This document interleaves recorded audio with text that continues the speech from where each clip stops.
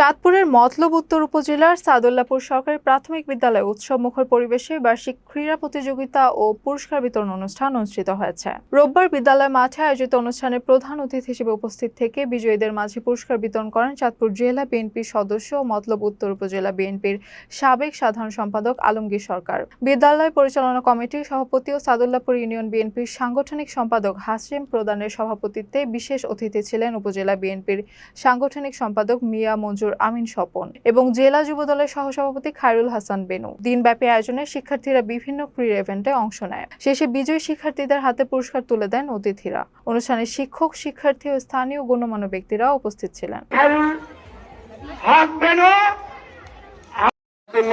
সরকারি প্রাথমিক বিদ্যালয়ের পরিচালনা পর্ষদের সভাপতি, এই ইউনিয়নের কৃতি সন্তান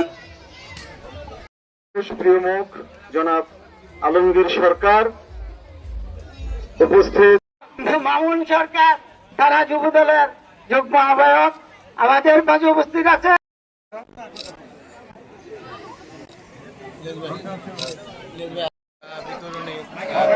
এবার আজকের